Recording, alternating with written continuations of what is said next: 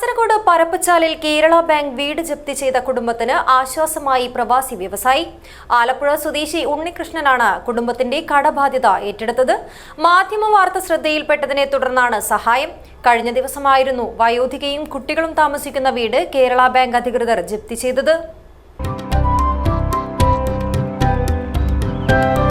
നന്മയുള്ള മനസ്സ് പോലെയാണ് പരിശുദ്ധിയുള്ള സ്വർണവും എന്നും നിങ്ങൾക്കൊപ്പം.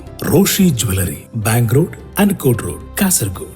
കിനാനൂർ കരിന്തളം പഞ്ചായത്തിലെ പരപ്പച്ചാൽ ചേനറ്റാടി തൂക്കപ്പിലാവ് വീട്ടിൽ ജാനകിയുടെ വീടാണ് ജപ്തി ചെയ്തത്.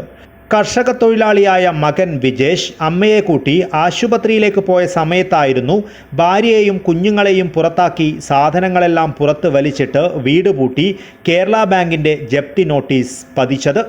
റബ്ബർ തോട്ടം പാട്ടത്തിനെടുക്കുവാൻ വേണ്ടിയാണ് വിജേഷ് 2 ലക്ഷം രൂപ വായ്പയെടുത്തത്.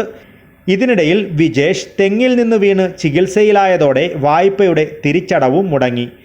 കഴിഞ്ഞ ദിവസം വൈകുന്നേരം ബാങ്ക് അധികൃതർ വീട്ടിലെത്തി സാധനങ്ങൾ പുറത്തിട്ട് വീട് സീൽ ചെയ്യുകയായിരുന്നു. കുടുംബത്തിൻ്റെ ദയനീയാവസ്ഥ വാർത്തയായതിന് പിന്നാലെ പ്രവാസി വ്യവസായിയും ആലപ്പുഴ സ്വദേശിയുമായ ഉണ്ണികൃഷ്ണനാണ് കുടുംബത്തിൻ്റെ ബാധ്യത ഏറ്റെടുത്തത്. ബാങ്കിലെ മുഴുവൻ തുകയും അടച്ച് ജപ്തി നടപടികളിൽ നിന്നും ഒഴിവാക്കി. പിന്നാലെ ബാങ്ക് അധികൃതർ വീട് തുറന്നു നൽകി.